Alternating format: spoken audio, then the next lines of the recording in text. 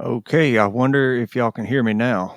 It's saying it's working now, or at least it was a moment ago. I tried everything under the sun to try to get that other stream to go back to working. Never could get it to. Loud and clear. Thank you very much. I'm not going to touch nothing after this. Thank you. I don't know what I did a while ago, but I'm not getting the feedback through my speakers and my mic's working. So I guess it must have been something through StreamYard or OBS that just didn't reconnect right or something. I don't know. But anyway, I guess everybody that was here a while ago, they left us. But welcome back, Piano Matron Nene. Curious George, good to see you. Welcome.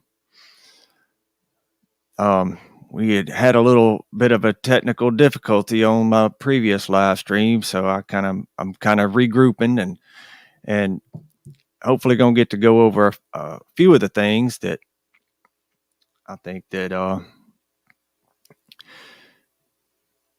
I think that I probably need to say. One thing is I had mentioned last week that I don't profess to be a teacher or something like that. And that I didn't have any credentials and stuff like that, and which I don't.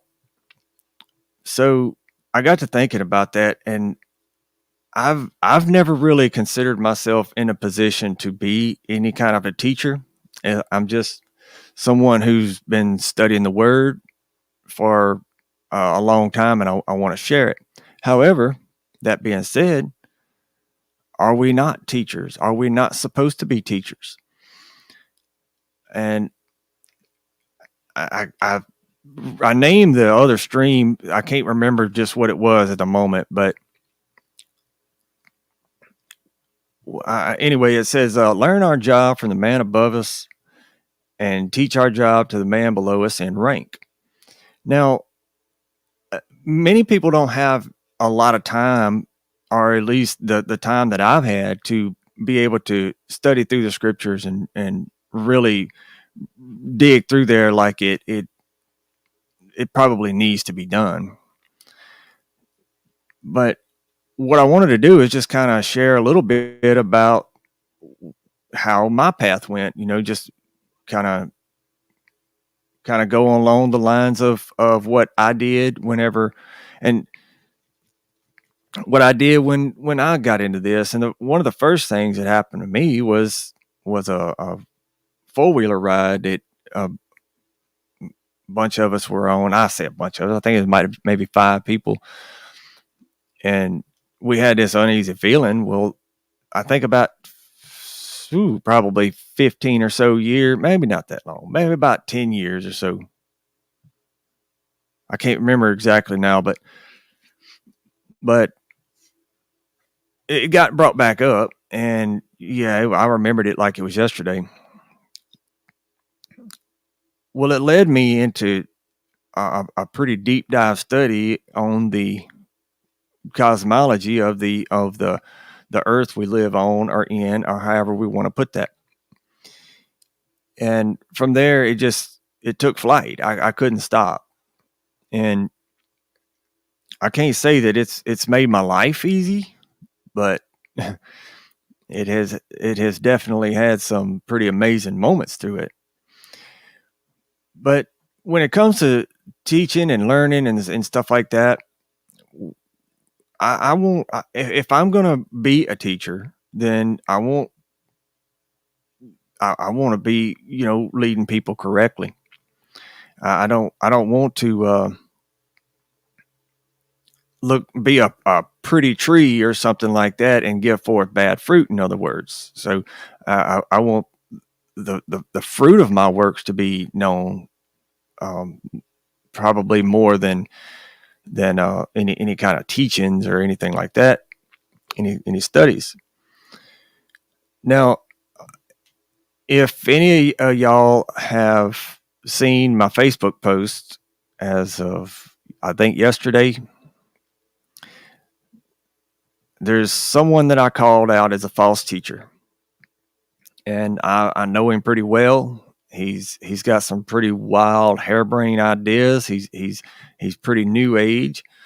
Um, he just can talk for a long time. He's a good talker, and he showed back up on my Facebook feed, and I'm just I'm not going through it with him again. Just not going to do it.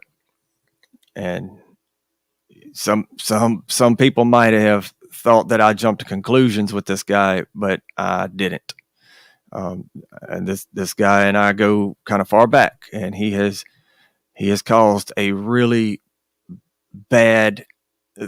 He has caused some really bad stuff in my life, and I don't want him nowhere near me, or anybody that I care about. And that goes for every one of my Facebook friends, every subscriber I have on my channel, and everything. I don't want him nowhere near anybody, and I will call him out every time I see him. However, I don't want that kind of table to turn on me. And when I read Matthew 5:17-20, from a teacher's perspective, or for someone who is in a teacher's position or something like that, that passage is pretty heavy.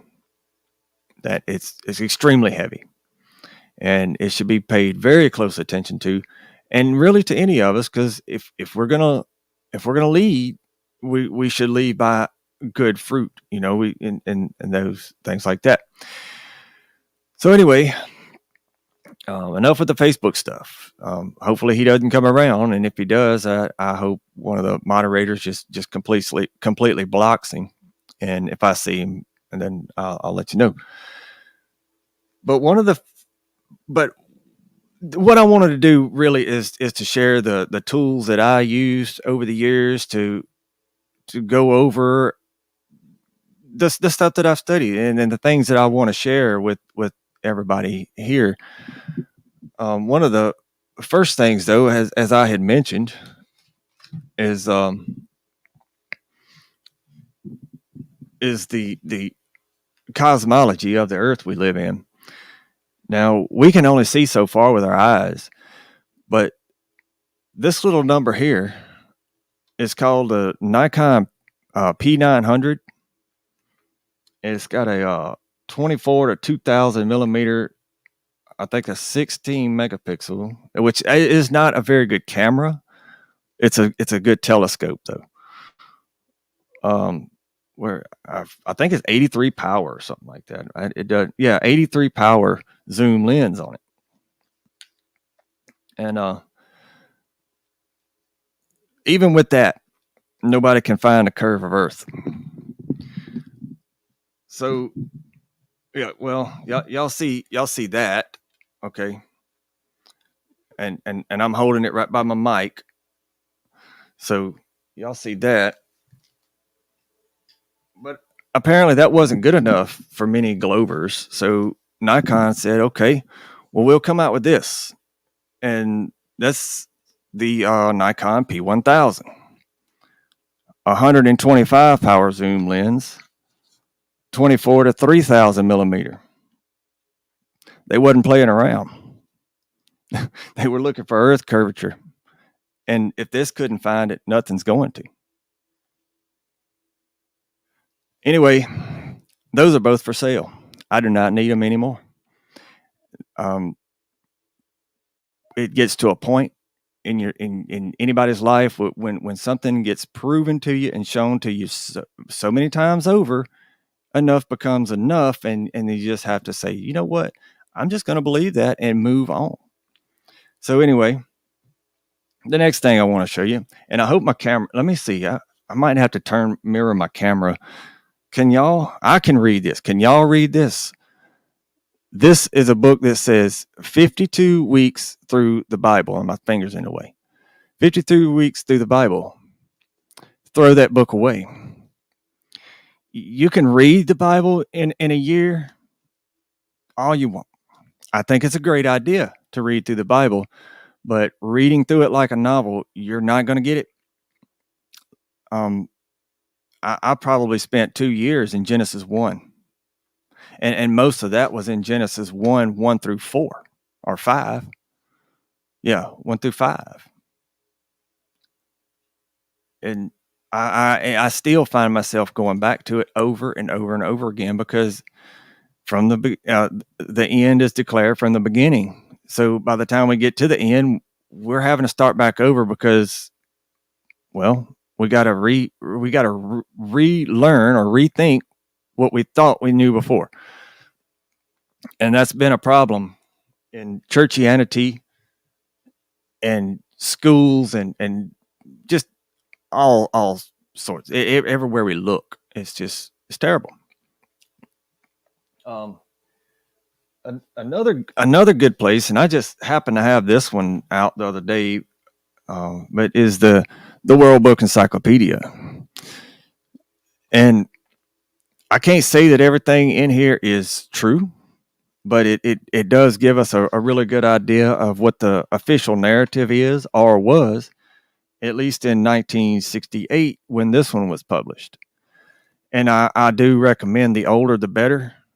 The closer we are to the truth, the more we probably knew about it, right? Um, it just this one's in rough shape. Oh, by the way, these particular encyclopedias, I rescued them out of the dump. Somebody was throwing them away, and I said, "Hey, you mind if I take those?" And, yeah, go ahead. They yours. I got the whole set. Now they're not in very good shape, but somebody was just going to throw this stuff away, and it's destroying our heritage. It's destroying our history. I mean, they're already trying to do that enough, and that now they're trying to cover their tracks. But I wanted to read one thing out of this, and this is on page 568H, and I'm going to hold it up to the camera, and if anybody can see that right there, that's called the Van Allen radiation belt. Now, in 1969, when they allegedly landed on the moon, which is a possibility. I don't know how anybody can walk on a light, but when they allegedly landed on the moon, they were asked, "Well, didn't you go?" And then this, I think, was years later, but they asked one of the pilots or astronauts, "Well, didn't you go through the Van Allen radiation belt?" Well, we didn't know anything about it. If we went through it, we must have just went through it. We didn't know about it. Well, here's what it said. Now, that was in 1969. Here's what it said in 1968 in the World Book Encyclopedia about it. They didn't know it existed. It says around, let's see, I might have to get, oh, this is another tool that you might have to end up getting one day, is another pair of eyes. Radiation belts around the Earth may endanger astronauts flying to the moon and the planets. Yeah, flying to the moon and the planets. Okay. Scientists often consider the Van Allen belts as a single donut-shaped radiation belt. The artificial belt was created by the test explosion of an atomic bomb. But they didn't know about it. They didn't know about it. They just went right through it, they said. Now they're trying to come up with water suits so they can get more than, what is it, low Earth orbit, I think they call it.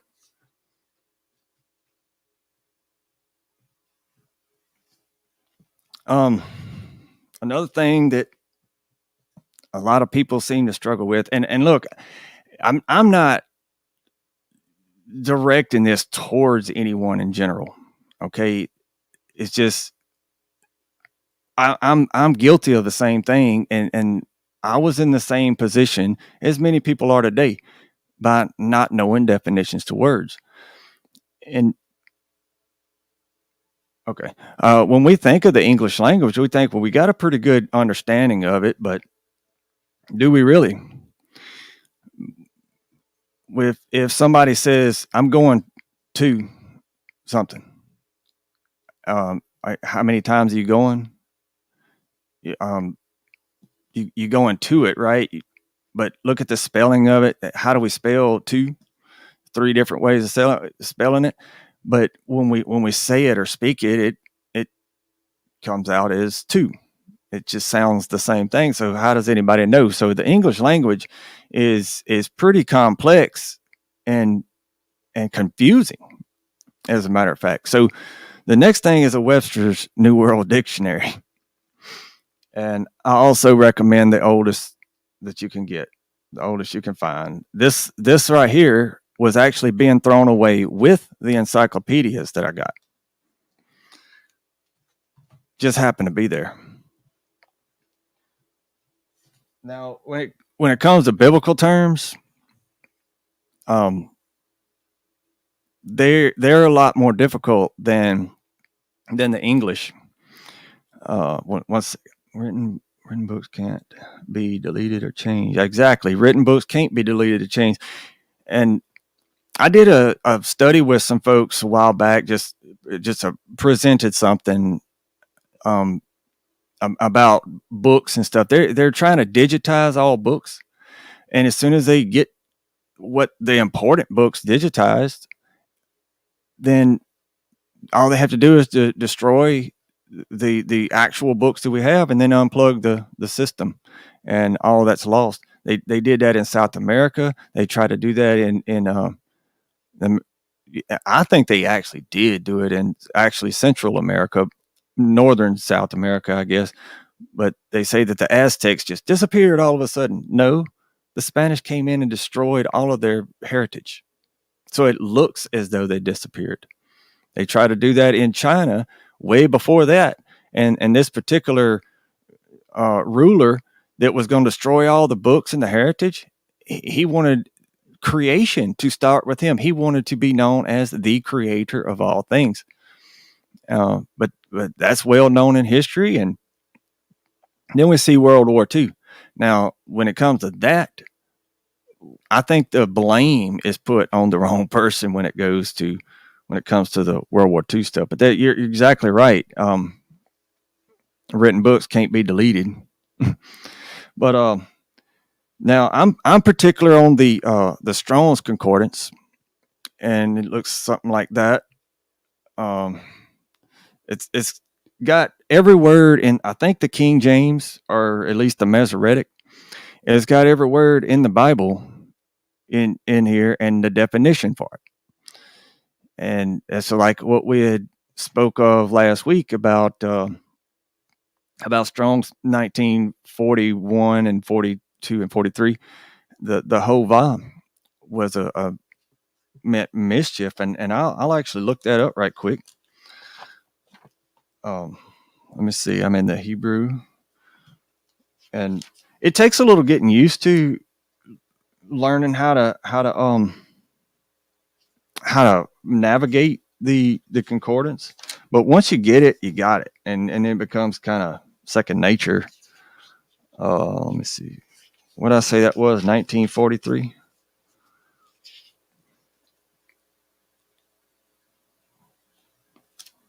One more page.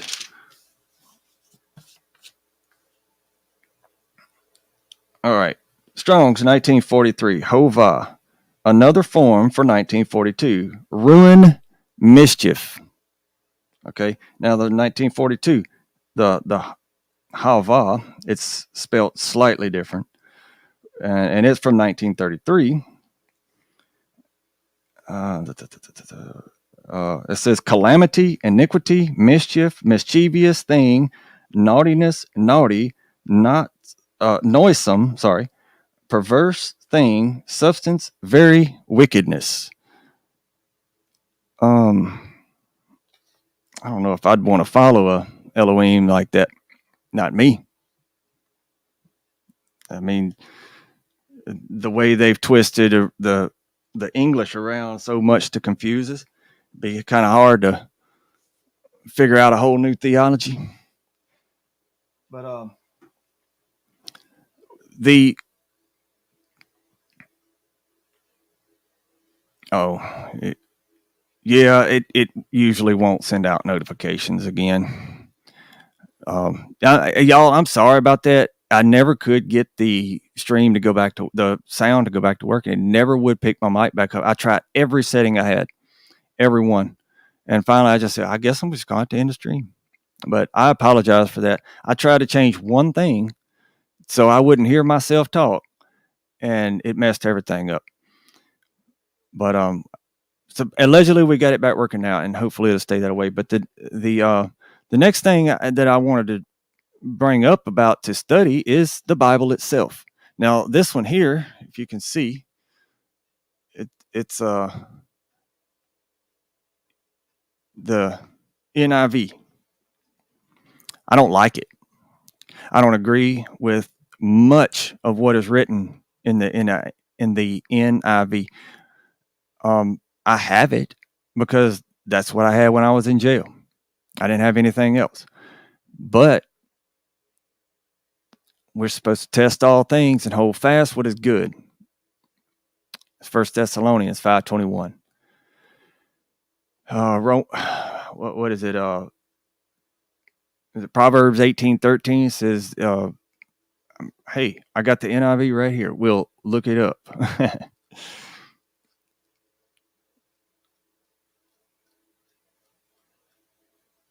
Proverbs 8. I wonder what it says in here too. But what I'm wanting to say is I would test it with other versions. Oh, 13. It says to answer before listening, that is folly and shame. That's what Proverbs 18:13 says in the NIV. Now, I don't recommend that being your only source of study, like your only translation. I don't recommend it. It's an easy read. You can read through it like a novel. It's actually pretty fun to read if you're just going to do that, but it's not worth a darn for study. There's just way too much a mess in it. But when it does come to when it does come to translations, I do recommend this one here, and let me see if I can keep the glare off of it.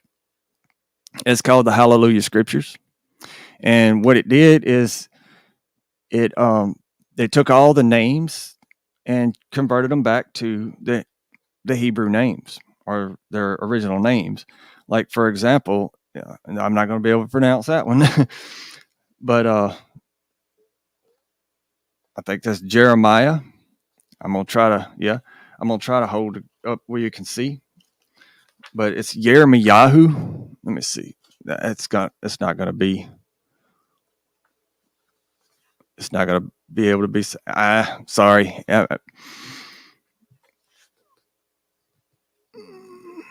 It ain't gonna do it. But it's Yeremiyahu. But anyway, it went through there and it changed almost all the names back to the original names. And I haven't found one that they haven't changed. However, reading it can be confusing. I love this. I love the translation. Love it. But I need to keep a Masoretic handy so I know who it's talking about. A lot of times you might see Yeremiyahu, and it's, of course, in our English, it's a little, we're not used to saying the Hebraic terms and stuff like that. So it's a little bit of a tongue twister. But I love it, but I would definitely keep a Masoretic handy for instances such as that. Sorry, I got quite a few we're going to have to go through. I would have just kept them all on my desk, but I don't know if my desk will hold it. Another one, and this one was given to me by a real good friend of mine. His name is David, and I want to say welcome to Chance C. Good to see you, and Rivka of the Remnant. Good to see you, and I hope I haven't missed anybody. And if you're here from the last stream, welcome back. Mentally divergent, and thank y'all for letting me know that wasn't no notifications, and thank y'all for helping me with the sound earlier. But this one here is called a restoration or restorative restoration study Bible, and it's pretty thick too, but it's a Masoretic translation. And what it did is they went through and and where they changed the name of our Creator and the Messiah. They went back and changed it back, but they changed it to Yahweh. Or I think they changed the name of the Messiah as well. But this particular Bible was it's got the Strong's Concordance in the back of it, and like I say, they went through 6,828 times and converted the name or the title God and Jesus back to Yahweh and Yahusha, I think, but I didn't see it right quick. It's kind of hard to run across because I don't necessarily study out of this Bible all the time.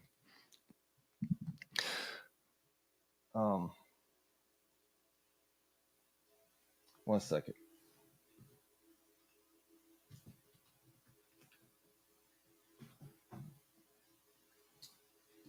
All right, I had everything set up right the way I wanted it yesterday, but I had to use a couple Bibles, kind of messed it up.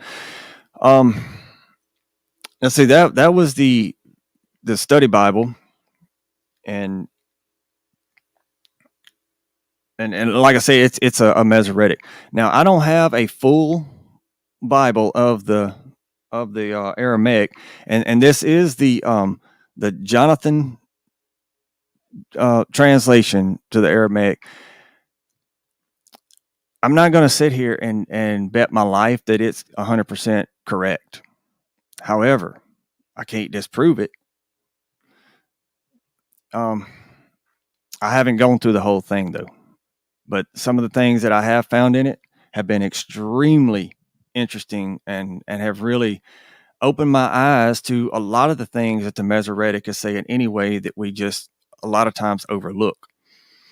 And I could probably name off at least 7 or 8 controversial topics right now, but I'd rather not, because as a matter of fact, I had a few people unsubscribe last week, I guess, because I was talking about this I don't know what you'd want to call it, this ritual that they going through today. But I don't want to knock anybody for not knowing, or even if they do find out and say, you know, I don't want to tell all my family about this and just quit or something like that. Yeah, you kind of stuck in between a rock and a hard place when it comes to it. I get that. I dealt with it too. I dealt with it in a pretty bad way, as a matter of fact. But yeah, I definitely get that. So it ain't like you can just change our ways at the drop of a hat, and that's why I think it's so important for people to keep studying the Torah and stuff like that, because so that way we'll know what to do. That way we know it. Let's see here. And I did have the Isaiah, the book of Isaiah in the Aramaic too. Now that is the Aramaic. The Aramaic is, from what I can tell, translated from the Hebrew at around 515 to 550 BC, and to my knowledge, it's the oldest text we have, or the oldest translation that we have. Now, they do make the claim that the Dead Sea Scrolls are older. However, there's a lot of stuff in the Dead Sea Scrolls that, number one, I don't know about, and number two, I don't agree with. And actually, number three, is not scriptural. Okay, it's just not. And people love the Book of Jubilees. Okay, I love the Book of Jubilees, but it's not scripture. It's not. Seth didn't drink blood, and there was no Canaan that found some writing on the walls to bring the Nephilim back to life. Okay, Enoch 14, I think it's 4-7, and First Baruch, chapter 3, verses 26-31, I believe, says they both say that the Nephilim did not even make it to the flood, let alone through it. So they're gone. Okay, good. They were the reason for the flood, most of the reason. But the next oldest is the Greek Septuagint. Now, this does not have the New Testament in it. But if we really think about it, the New Testament's written in Greek anyway. But the this was translated around 250, I believe, BC, when the Greek was, or when the Hebrew was translated to Greek. Now, if they actually had the original scrolls still then, I'm not certain about it. They may have been getting it from the Aramaic, possibly, but allegedly it was the Greek translation of the Hebrew. Now, one Bible that I bought that I thought was just the answer all. And I said, well, this one's got the corrected names. Okay, it's got all the books, and at the time, I thought Jubilees and Joshua and Enoch were actually in the canon. I later found out that they were not. There's a good possibility about Joshua. However, I don't know about the Joshua that we actually have today. Um, there are some things that have me scratching my head about it. Jubilees, I cannot accept that as scripture. I can't. It's a very interesting read. If you like story time, I don't. Okay, I'll go listen to a preacher if I want to just hear stories. But anyway, this particular one contained it all. I said, well, here we go. I think it's like 100 books in here, and it's called the Sefer.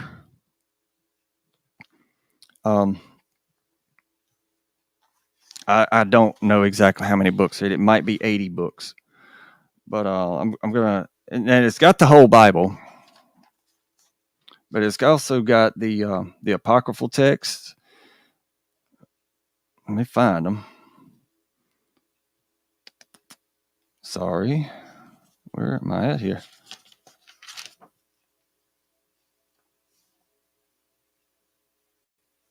Okay, it's got Jubilees, Enoch, and Joshua.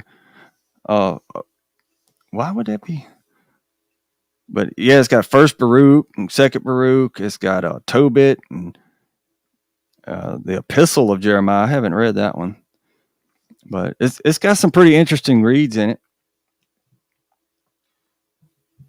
I do actually recommend it for just having all the books in one place, right? But I think it's a fairly poor translation because we can read one book, and don't get me wrong, it sort of happens the same way in the Masoretic and Aramaic, all the books anyway, because different words became known over time, and the Bible was written over several thousand years, I think.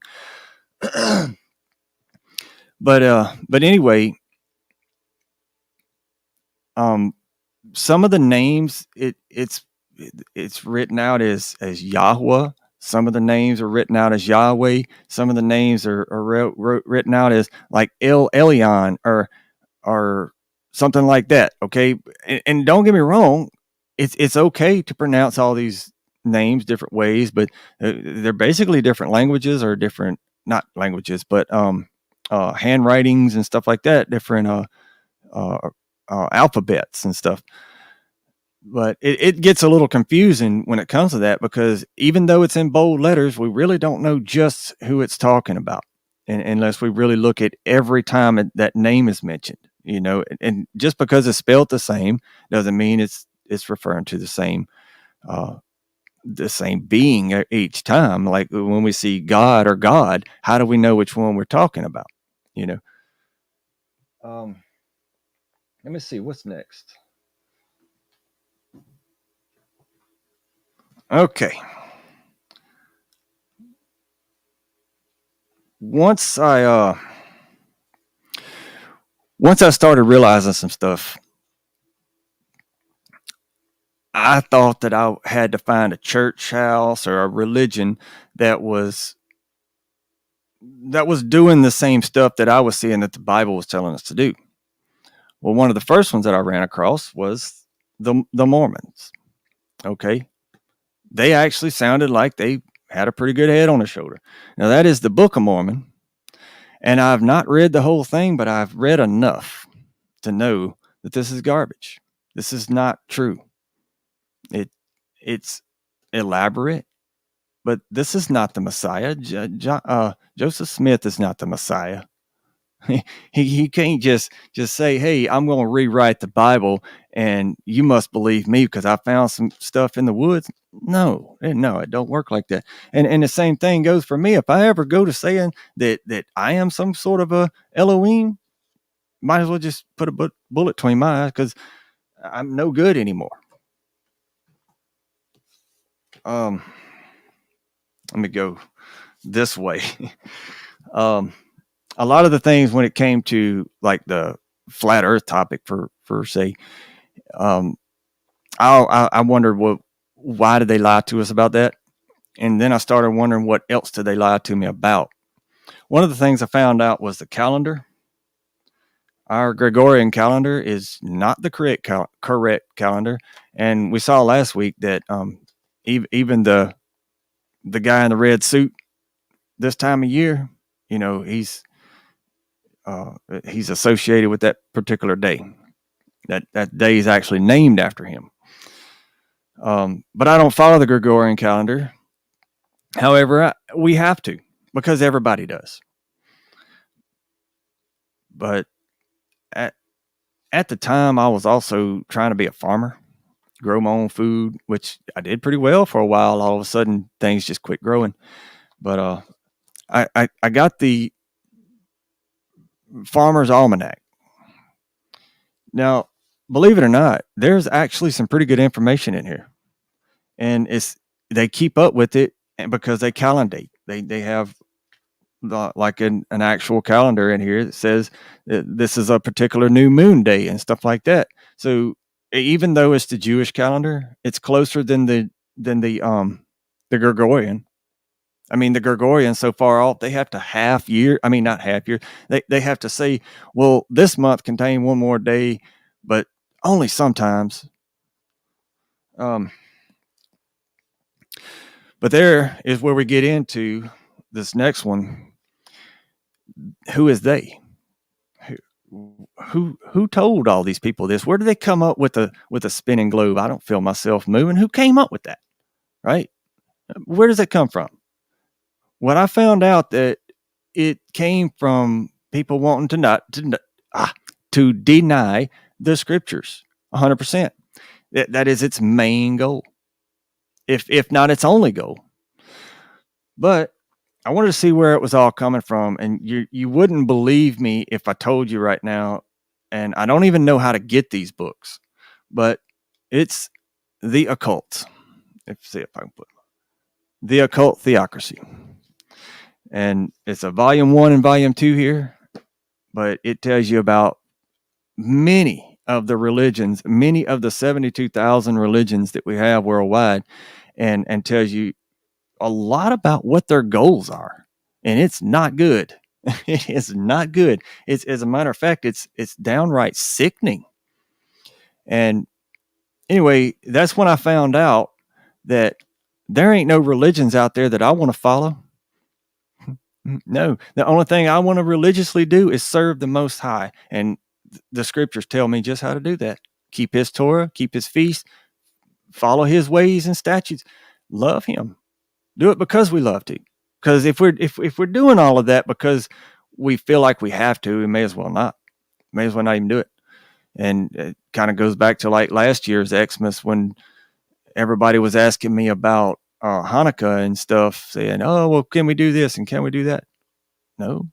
If you want to keep Xmas, just keep Xmas. You know, you're living in denial if you claim one thing and do something else. And I hope y'all can hear me okay when I'm back away from the mic. I know this thing was blowing up while ago earlier. I had to change the mic cord, and when I did that, wow! I hope I didn't mess my computer up. It was so loud. And anyway, another thing I heard all my life in church, maybe not all my life, but when it became relevant, when it became a topic, I always heard about the people that supposedly drove some planes into some buildings up in New York. And from that time forward, oh gosh, you talk about the worst people in the world, according to the preachers. Okay, well, after studying the Bible, I found out that the preachers were wrong on so many other things that I said, well, you know what? I'm not going to point fingers at anybody just because of what a preacher says. So, a good friend of mine, and one of these days he's going to be a guest with me on here. I don't know how to spell his name or say his name or whatever, but his name's Abu. But he sent me the Quran. And, I've been talking with this guy for years. He's really well versed in both the Bible and the Quran. Maybe more so the Quran, but it's really cool to get to study with somebody like that in my mind has been forced into my mind my whole life of how bad these people were, how evil these people were, and then come to find out that there are only very minor differences as to what they believe and follow according to what the Bible says for us to believe and follow. That yes, they are minor written differences, but big differences. Okay, so I get a little confused on their idea of the Messiah and who they call the Messiah, but I don't think it's Muhammad. I don't think they say that he was a really good prophet, and for that sense, I mean, who am I to tell? I don't know. I'm not the judge, but anyway, I did look through it a little bit. Now I haven't done any diligent studies on the Quran. Okay, but what I have found out is it's not all that different from the Bible, and I can't say whether or not that anybody should even get a Quran because I think that I don't remember. I don't really know about this particular part. I think it says something like to not to seek after other religions like that.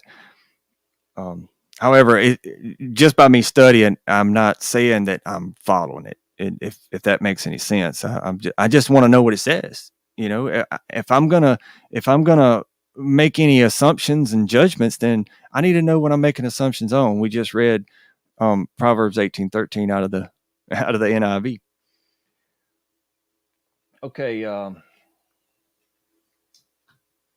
during during during my studies, I came across this one topic, and it has really caused a lot of not grief or remorse or nothing, but it's been like a thorn to me. And many of you heard of it. It's called the serpent seed doctrine, where Cain is allegedly the offspring of the serpent instead of Adam. Now, when I first heard that idea, when I first heard it, it was I said, I got to shut that up. I got to shut that down right now. That's just stupid. No, it says it right there in Genesis 4:1. Adam knew Eve, his wife, and they bare Cain. But what does Eve say? It says, and I have begotten a son from the Lord, not from Adam, from the Lord.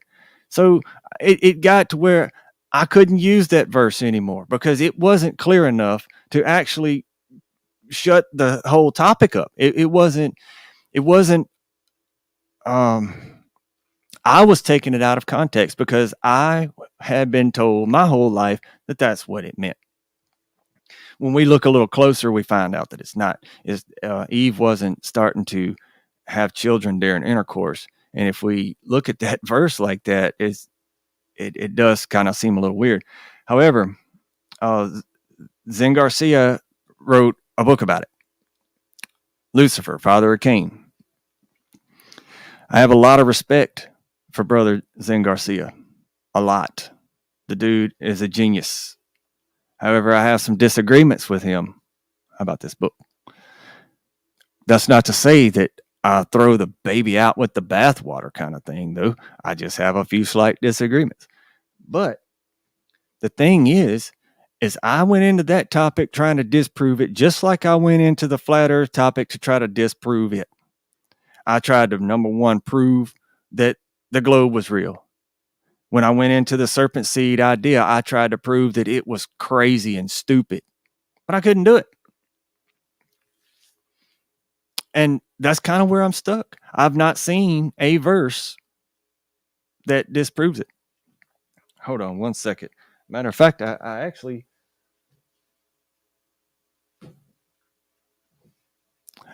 know one that actually upholds it. Um, I don't see the.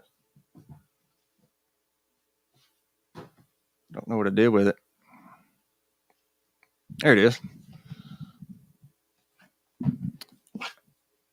I got it marked, so it shouldn't take me just a second to find it, y'all. But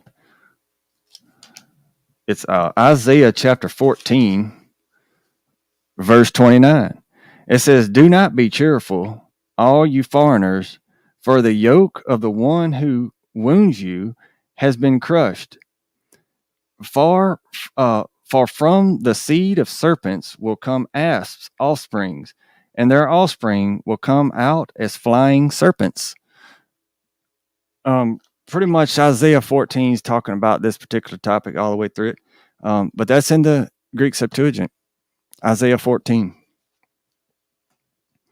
And like I say, it's just like every time I find something that I think can disprove it, it reinforces it.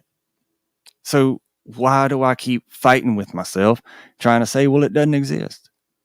Or in the physical. I mean, we know it exists in the spiritual, right? I mean, that's a given. We know that, but it's the idea of being in the physical, and that's what I can't disprove. And it's it for about 2 years. I looked into it, but because I looked into it, I don't think anybody can debate me on it, and people have tried. And I have kept an open mind listening to these folks that I have debated. I've got a really good friend. He shows up from time to time. His name is Lion. He can't stand the topic. And honestly, I don't blame him. I couldn't stand the topic either. Couldn't stand it. Couldn't stand to hear it, talk about it, nothing. And so I know where he's coming from. I've heard that Muslims believe that they came from Abraham's first child that he had with the handmaid. That is what I've run across as well, Tanya Sparrow. That is actually what I've heard, and not heard, but that's what I'm studying. That's what I'm finding out. I would have to agree. And welcome, by the way, Tanya Sparrow and Chris brings a sword. Welcome to y'all. Sorry, I'm kind of missing y'all in the chat a little bit, probably. I haven't been watching it real closely, but oh gosh, I got a lot more books to go through, y'all, and a lot more to cover. I'm trying not to keep y'all too late. I know it's Xmas Day, but the next book is one that I got because, well, just for a number of reasons. I had already had most of this. I did not have the Book of Enoch at the time, but I did get it kind of for the Book of Enoch. And when I ran across this guy, the things he was saying ended up changing my life. And honestly, it ended up changing the world. But anyway, this book here is Genesis and the Synchronized Biblically Endorsed Extra Biblical Text by Rob Skiba. It's got, like you see, Genesis, Enoch, Joshua, and Jubilees. And it's got some commentary also from Rob Skiba, and it's a really good book to get. And I'm pretty sure it's the King James translation of Genesis. I'm not positive. I'm pretty sure it's King James. Oh, we're back in order a little bit. One of the main things that I ran across when looking into this other stuff like serpent seed and the globe and the name of Yah, actually, the name of God, that's a heavy one. I don't recommend jumping off into that one without testing the waters first, because that one will get you. But anyway, one of the things that I found out is how important it was to follow Yah's Torah, his commandments, his feast days, his his instructions, and not only to do it, but to do it because we want to, you know. And when you have a wife or a husband, you want to do things for them, right? To get their attention, to show that you care about them, right? If you come home from work, guys, you see a pretty flower in the yard. If you love your wife, you're going to pick that flower and bring it to her, right? And if you don't, you might just pass it up and say, hey, what's the point of killing a flower or something? I don't know just what women do for their husbands. They do things to get their attention too, but you get the concept. What I'm getting at is there's an act. I had mentioned the Sefer earlier, and I like Dr. Pigeon. Okay, I kind of feel like he denies a few things. I like him. Okay, but some topics he's a little too hush hush about. But anyway, this is one of the books that he puts out as well as Parsha, and it means Torah portions. And as you can probably see, it's got the Sefer, which Sefer means sacred book, and that's supposed to be the name of Yah, I think, in a Hebrew, the Paleo Hebrew, I think. But it goes through each of the sections that you have to read each week on Shabbat, on the Sabbath. And I like that because it's all together. Like I said about the Sefer, it's got all these books all between two covers. It all in one place. So I like that. Just like about the Torah portions here, it's all in one place. You don't have to really look a whole lot of stuff up. Now I don't use that a whole lot. I go to Virtual House Church every SAT day, and it starts at 5:00 in the evening, Central Standard Time, and I just follow along with what they go by. And like I say, different calendars, you're going to have different Torah portions on different weeks and stuff like that. So I would just recommend, finding a group that does keep the Torah portions and just kind of stick with what they go by. When it comes to the calendar stuff, I like the way my friend Chris says it. He said he thinks that it was put in the scriptures to cause arguments or division, to see who's loving or not, to see who's able to forgive their neighbor. But yeah, I just wanted to show that these right quick. I mentioned Rob Skiba's other book, the Genesis one. He also has the Torah portion books. That one's for Genesis. He's got one for every one. I didn't get on camera. Exodus. But I like how he does this. That right there. That he did that. I think he said this was because of, I believe it's in Job, where it talks about the seal pressed in the clay, and the earth is like it spread out under the seal, something like that. I can't remember it exactly. I think it's in Job, probably 38. We might look it up in a little bit, but I think he did that for that, because Rob was one of those folks that it took him a couple of years studying the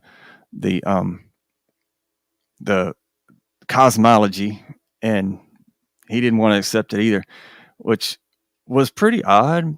I don't know about odd, but it took me a little while to actually accept that too, until I prayed about it. I was like 99% there, y'all. I was like, yes, I'm a flat earther, but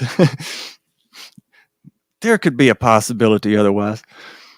Am I reading something wrong? So I prayed about it, and y'all, I did not even get the word out of my mouth, and I said what I said. Y'all, I come out the bed. I grabbed a gun. I was like, no, somebody's in my house. That's I'm gonna put a good bit about that in my book, which actually I might even have too much about that. But anyway, yeah, he did these books, and they've got like sections on the side so you can put your notes and stuff. It's also got the I believe it's the King James translation of the first 5 books. Oh me.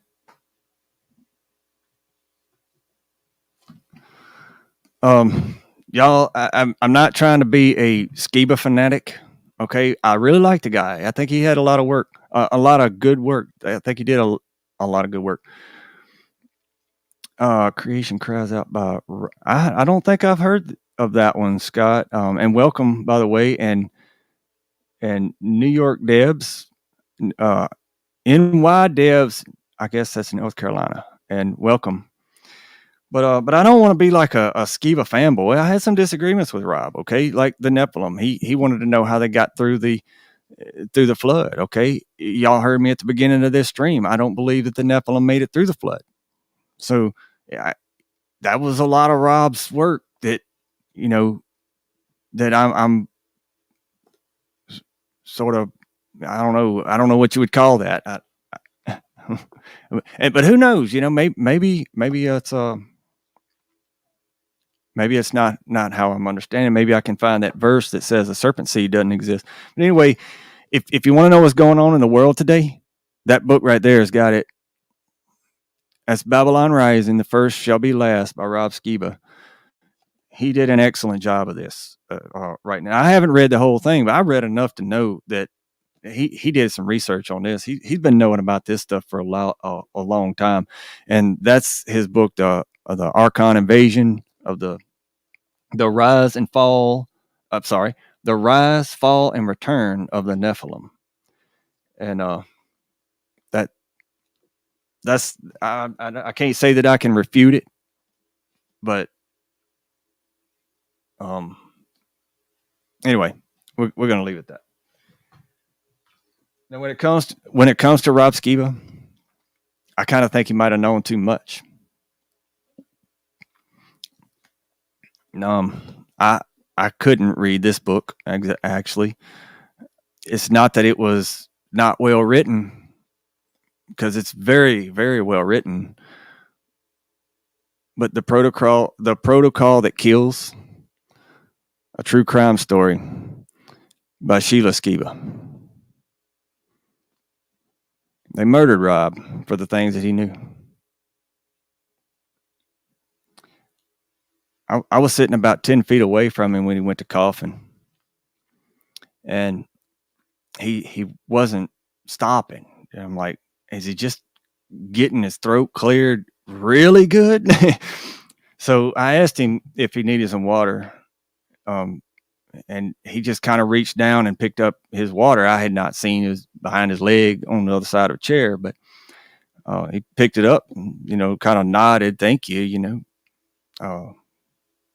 Went on stage. He didn't cough very much. I think he did cough a couple times up there, but he even came out and sat around a campfire that night and hung out. And everybody says that was sort of odd for him, but I guess being that there was only 500 people there, I guess he didn't feel quite so like he should be so away from everybody. But that ended up being a really good evening, and that was the first time I met Rob. And I asked Rob when I first walked up to him, I said, Rob, what's it like to change the world? Y'all, it was like the weight of the world just fell off his shoulders. He said, it's tiring, brother. It's tiring. Well, may he rest in shalom.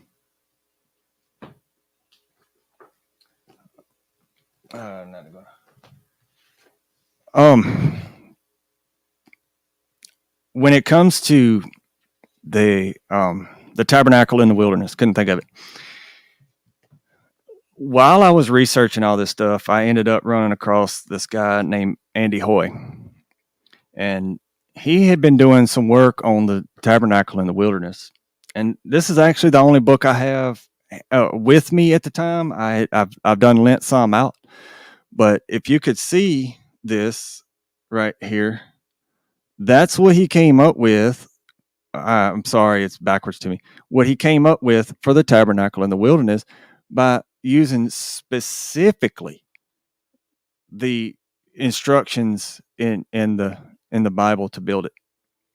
He went specifically by it, and why that's important is because they add to a lot for the tabernacle today or something like that, or they represent it as though it was like a square box looking thing. But if you look at that right there, I think that that could be a very good representation of the earth that we live in. This gigantic dome structure that we can walk on the ground, flat on the ground. But anyway, he's actually a structural engineer, and I got to meet him at the Take on the World conference too, and really cool guy. He's to the point, but he really cool dude, and really knows his stuff too. Let's see.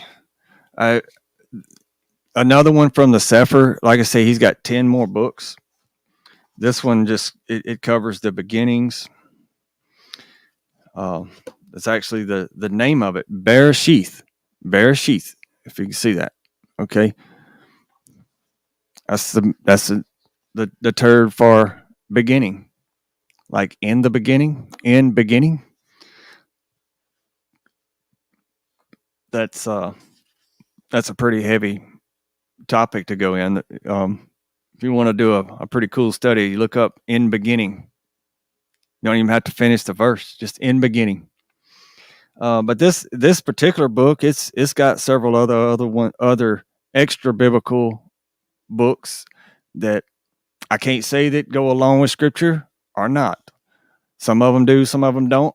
I just recommend looking at every one of them as really good commentary or just commentary in general. I'm not against looking at someone else's commentary because iron sharpens iron. If we have some disagreements with someone about their theology, it makes us check out what we believe, right? So while we're checking out what we believe as opposed to what they believe, we usually will end up finding whether we are definitely right or definitely wrong if we actually study it out. But it's got the first book of Adam and Eve, the second book of Adam and Eve, the book of Genesis, the apocalypse of Moses, the testament of Moses, the apocalypse of Abraham, the testament of 12 patriarchs, and the book of Jubilees.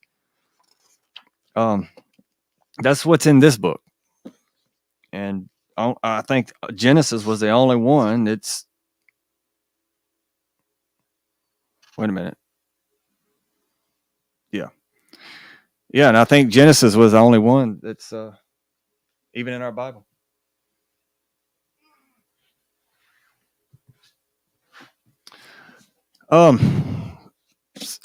Still on the extra biblical text. This particular guy, Josephus, he wrote a lot. He was like a Facebook superstar in back in the day. He was probably writing books every week. Okay, this dude's got a lot of books, but this particular one, it goes over the antiquities, and there's some pretty interesting stuff about some of the antiquities, like I don't know why I can't think of any of them at the moment, but there was 3 things that were given to Adam and Eve, allegedly, according to the book of Adam and Eve, when they were in what's known as the Cave of Treasures. And while they were there, they had just been kicked out of the garden. So while they were there, the Messiah felt sorry for them. So he brought them this gold, right, that gave them light, so they would have light at nighttime. Then he also brought them these herbs and stuff like that for incense, so that it would smell like the garden. Okay, and I forget the other one, the garment. the garment of power, I think is what it's called. Allegedly, that was the skin of the animals that were slain in the garden to clothe Adam and Eve, and their that skin had power, and Nimrod ended up with it, and I think maybe Esau might have took it back whenever he killed him. I'm not certain. But yeah, Josephus wrote about all of it. I think a lot of it's really good. I don't. I'm not going to say that it's like divinely inspired, but I think the dude has some pretty good stories.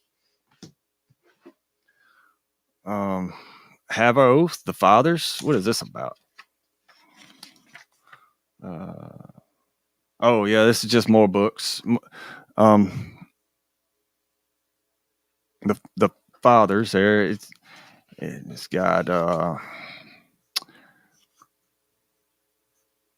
I can't pronounce that word. It says the Gospel of Mary, the Gospel of James, the Gospel of Nicodemus, the Gospel of Peter, the Epistle of Barnabas, the Visions of Hermas. I haven't read that one. I haven't read many of these, by the way. The Commands of Hermas. That's weird. Somebody was asking me about Hamas today, and he was telling me about some things that were going on over there that I had not heard yet. But anyway, moving on. The commands, the similitudes, the first Clement of Corinthians, second Clement of Corinthians, Polycarp. Y'all, I don't even know why I even have this book. I've never even looked at it. I don't even know why I have it out here, but I know why I have it out here is just to say that, hey, there are a lot more books available. The Shamaim, the heavens. Now, there are people out there that will say that there are 7 firmaments. Shamaim and Rakia are 2 different words. They don't even sound the same. They mean close to the same, but they don't sound the same. When it comes to the firmament, there's one. There's 7 heavens. There's 7 Shamaim. There's not 7 firmaments. Where does it say that the firmaments plural? It doesn't. The only thing we can use Rakia for is expanse or a container, basically. And I could look that word up if we need to. But Shemaim, and the reason I'm mentioning that is because there are a lot of people out there that are wanting to buy into that idea of that there's 7 firmaments. There's even pictures of it they've made up. They're making models and all kind of stuff. It's crazy. Yeah. See, the Shemaim, it says the covenant Torah, the apocalypse of Peter, which is good. The vision of Paul, which is good. First Enoch, which is extremely good. Second Enoch, I haven't read it. I've heard a lot of people say that Second Enoch is non-scriptural. I've not read it. The apocalypse of Moses, the apocalypse of Abraham, the alphabet of David, the alphabet of Ben Sirach, the testament of 12 patriarchs, which is extremely good. First Baruch, second Baruch, third Baruch, the ascension of Isaiah, the gospel of John, the revelation of Jesus Christ. Apparently the Messiah wrote a book. Personally, I think it's the book of Hebrews that he wrote, but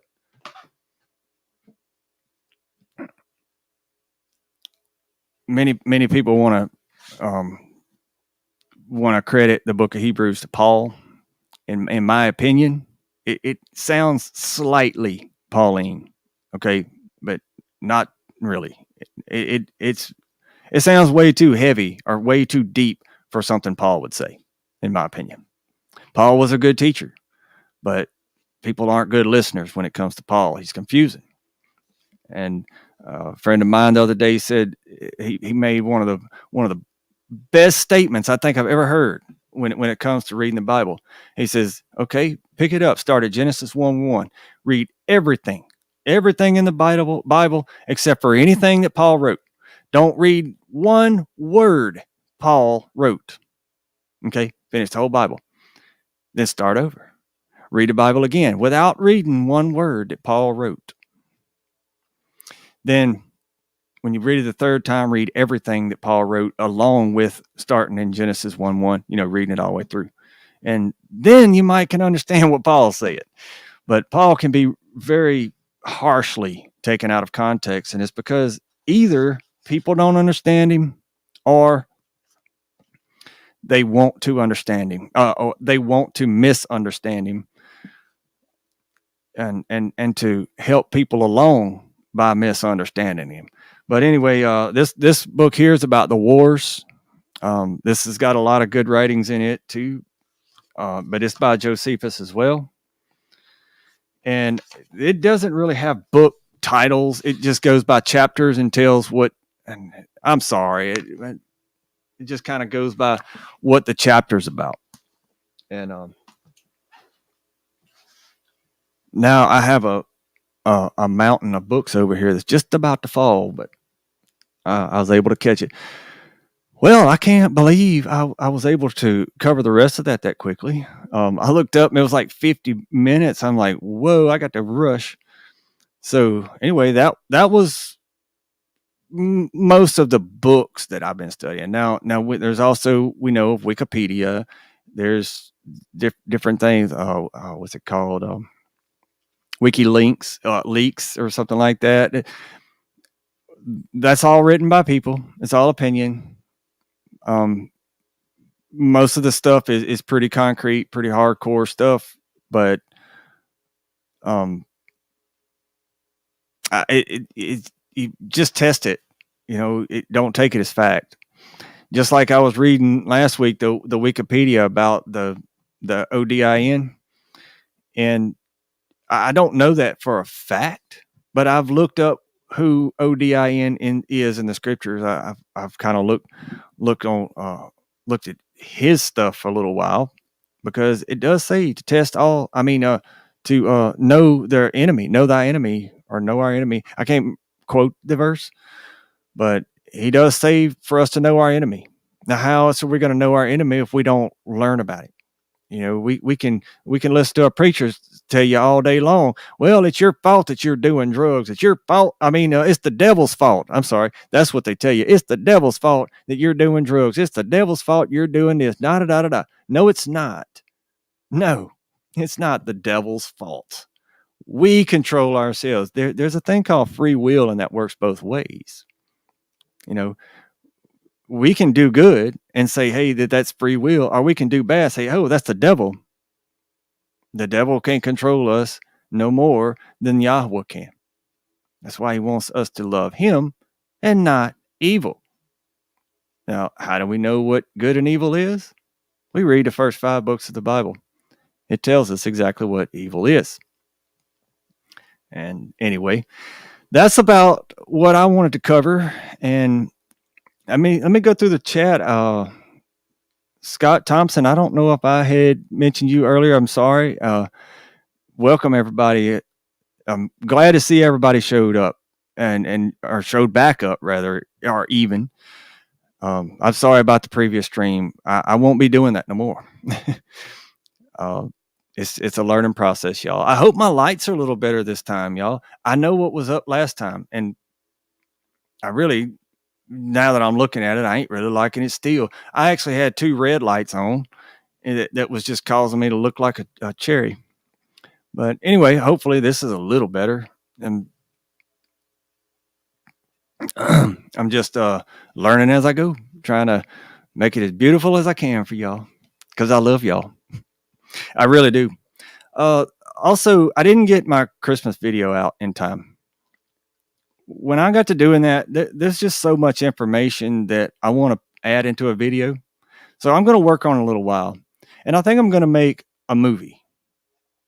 I don't know just how that's going to turn out, but I'm going to work on it until next year.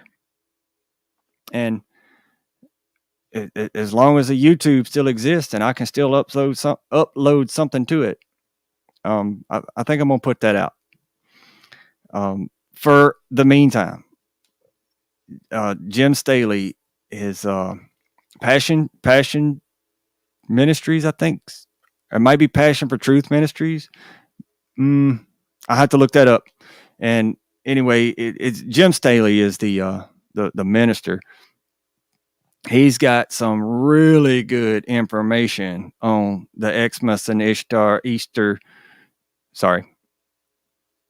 And when I say sorry like that, I'm saying sorry to Abba because I'm not supposed to be saying those words.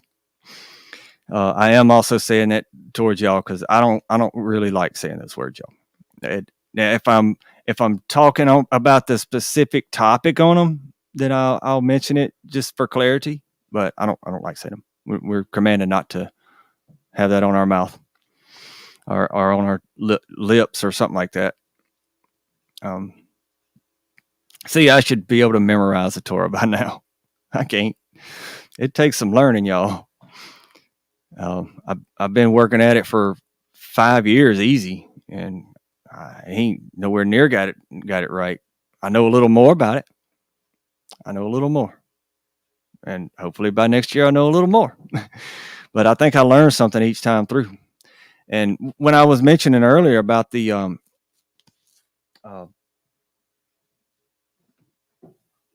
Babylon Rising,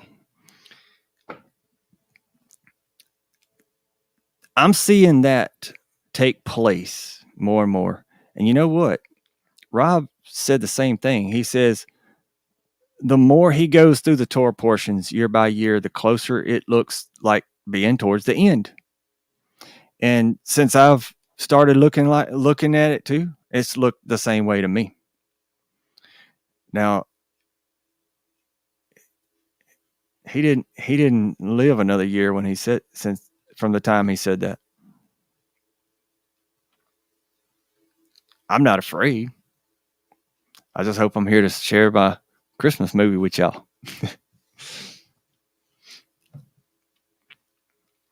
But yeah, we just have to be diligent and stay on his path. And that path can be razor thin sometimes. And it could hurt. But as long as we stay on it, we can't go wrong. He'll take care of us. He will. Now I'm fixing to jump off here and go get me something to eat.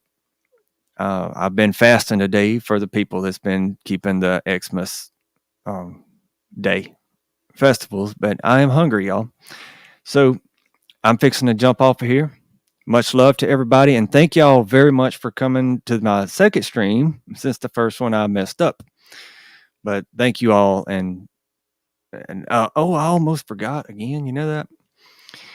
But anyway, I'm gonna play my outro and maybe chat with y'all in the text chat for a minute. But I am fixing to go get something to eat. Much love to everybody, and thank y'all all for coming.